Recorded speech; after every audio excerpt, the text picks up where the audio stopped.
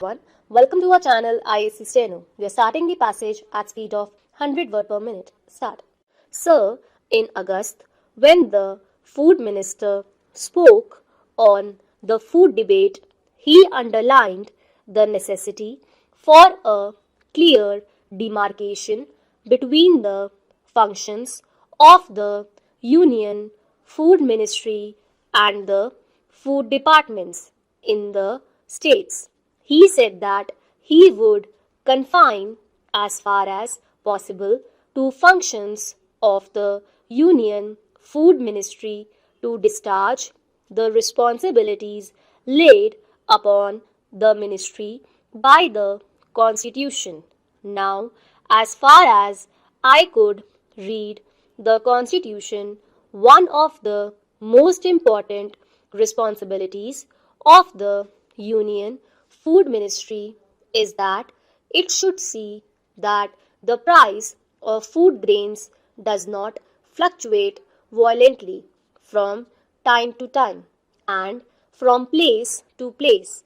It was also to see that within the resources available and within the food stocks available, the prices are stabilized as far as possible. In this particular function, the Union Food Ministry has so far not been successful.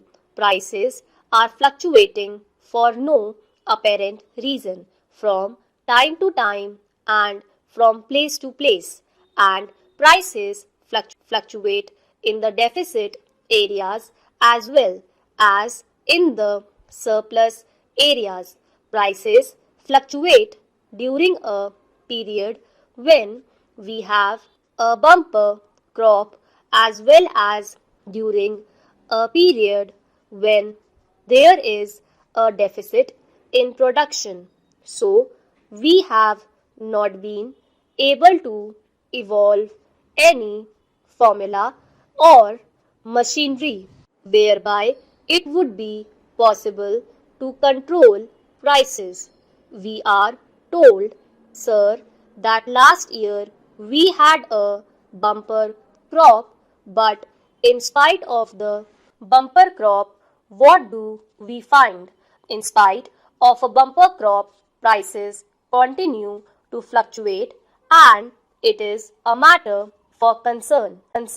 Since 2011, prices have a tendency, I am talking about food prices, to harden at higher and higher levels. During scarcity periods, prices rise, come down a bit, shoot up again, still further, and then stabilize at a higher level.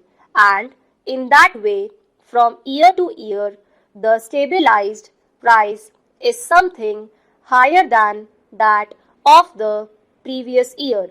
This being the situation, it requires some consideration as to how we are going to meet that situation. I was trying very hard to hear what the food minister had to say, but I did not find a single suggestion in the entire speech about the manner in which the food ministry intended to tackle this problem.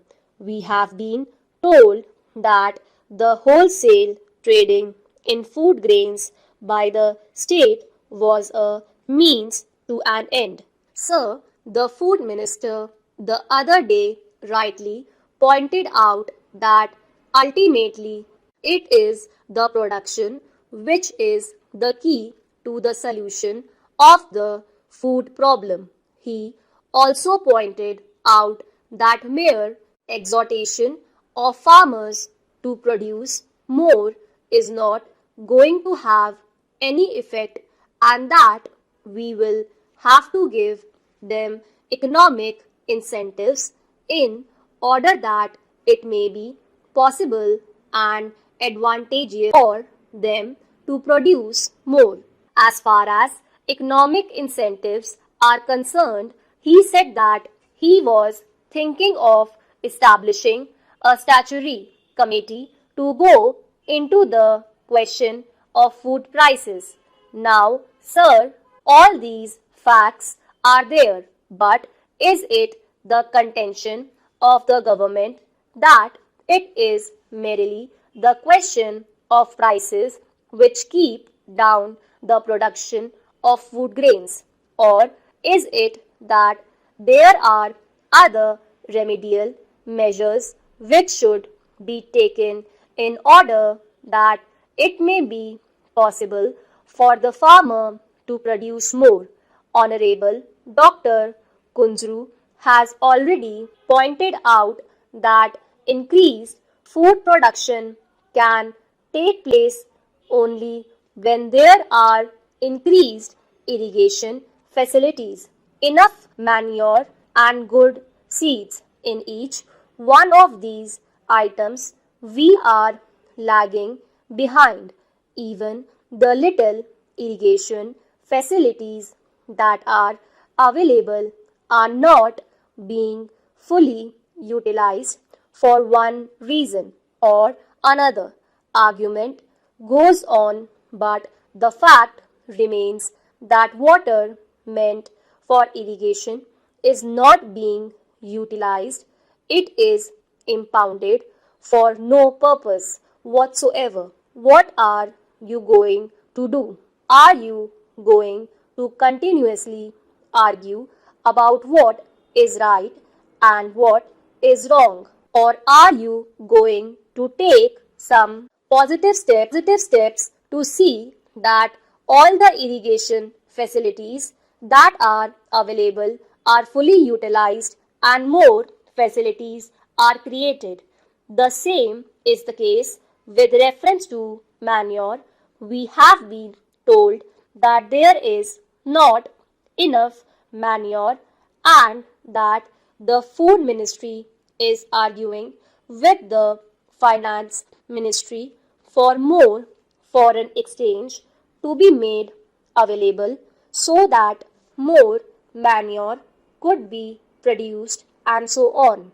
Again, arguments go on, papers move from ministry to ministry, but as far as the question of demand and supply of manure is concerned, I have got figures with me which show that not even 50% of the demand for manure is supplied today. What are you going to do about that? These are problems as far as production is concerned, but to my mind, the still more important problem is the problem of organization in the rural areas. As long as these fragmented holdings remain, it will not be possible for the farmers to take the advantage of the facilities. The system of service cooperatives is the sheet anchor of the Congress policy. Stop.